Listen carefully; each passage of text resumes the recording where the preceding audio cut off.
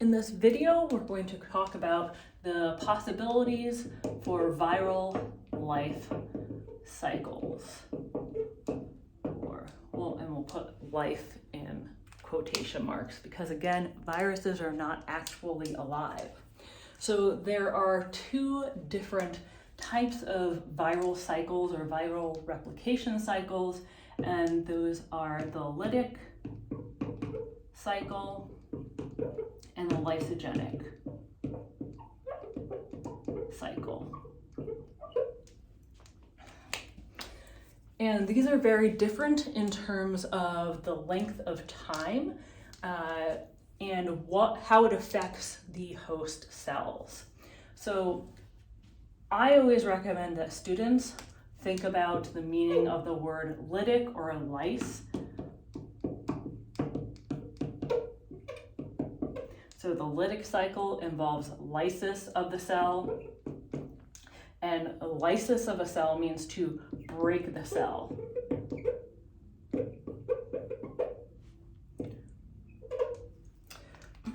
So the lytic cycle lyses a cell, it breaks it open, it completely destroys the cell. The cell is not going to survive.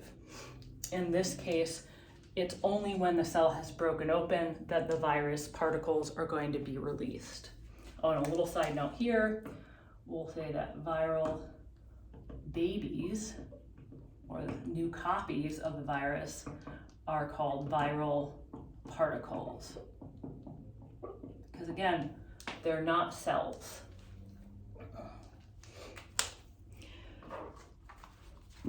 On the other hand, if we're talking about the lysogenic cycle, this is not going to necessarily totally destroy the cell.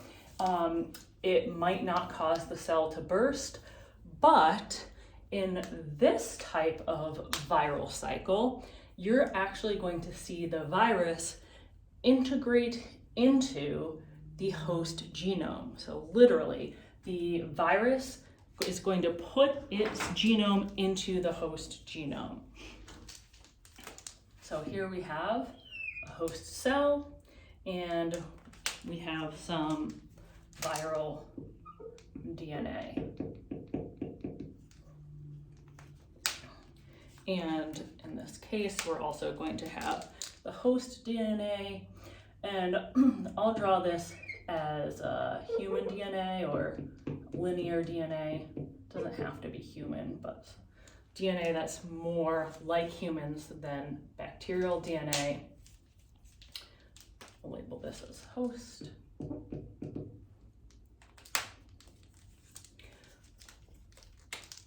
And this is viral genome. Now this has to occur, of course, when the viral genome is in a DNA form. So if a virus had an RNA genome, it would first have to convert it to DNA by either using its own protein or by forcing the host cell to make a protein that's going to do this. The protein that is important in doing this is a protein that is able to cut DNA and insert DNA. And it does this, of course, at specific sequences. And this protein is called integrase. And again, integrase integrates viral DNA into the host DNA. So it literally inserts the viral DNA into host DNA. And this is where it's good to keep in mind the nature of DNA as a polymer, right? It's a polymer made up of many monomers that has specific codes. So an integrase enzyme is going to cut the phosphodiester bonds, or severs phosphodiester bonds,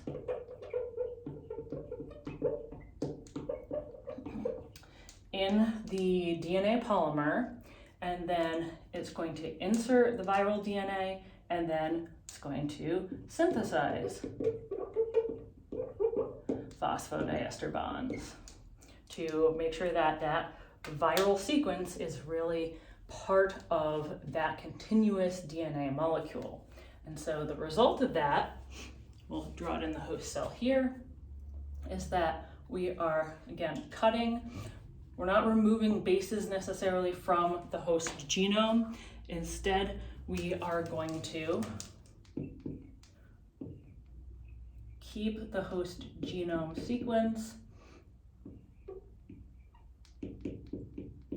and we are inserting the viral sequence into it.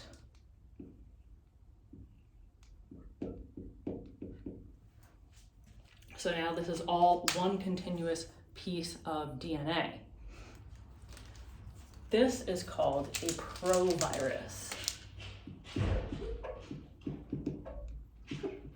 So if you remember, the prefix pro can be related to the prefix pre, and so this is kind of like pre-replication virus. Now this can hang out in DNA for a long time, and it might not be actively making any sort of proteins. You might not have the host machinery interacting with this viral genome at all, but this already could have injured the host cell or the host genome, because depending on where this sequence was inserted, this could have interrupted a gene. So there are two regions here. Even if it didn't interrupt a gene, it could have still destroyed some binding site for a transcription factor or something else that needs to bind to the host DNA. So this, again, has disrupted host DNA sequence, and that could cause problems. We don't know very much about this, but we know that it could possibly be an issue. After we have the provirus state for the host, how do we make new viruses at this point? Well, as I said, we could be in this state for quite a long time, but eventually, if the host cell gets stressed or weakened for some reason, then this can be a reason or a trigger for the virus to become active, or at least its genome to become active. And so it might then be able to, again, commandeer the host machinery,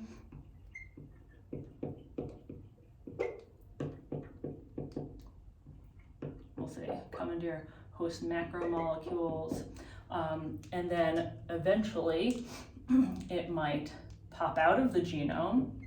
So then we would end up having the viral genome outside of the host genome once again.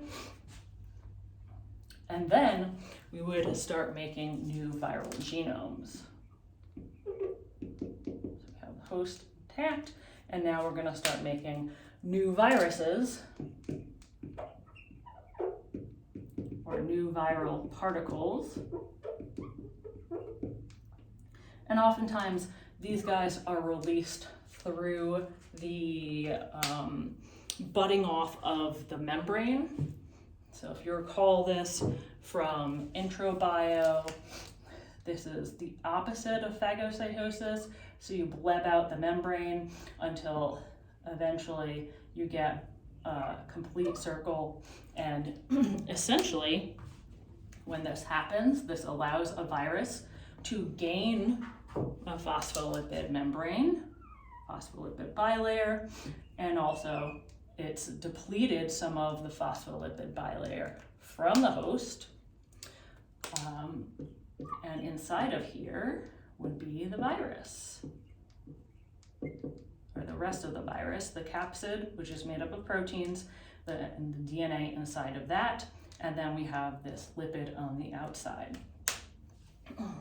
Now I just want to specify Viruses can either exist with a lipid membrane or always, or they will exist without a lipid membrane. So this would be, if I drew this guy here, without a lipid membrane, this is a totally different type of virus. These are not the same. Again, a virus is either going to have a lipid membrane whenever it exits the host cell, or it is going to exit the host cell differently, probably through lysis, and it's not going to have a membrane. So again, the lytic cycle and the lysogenic cycle are very different in the way that they operate. They both end up producing more viral particles, but they have a very different impact on the cell over time, and oftentimes they're related to different types of viruses as well.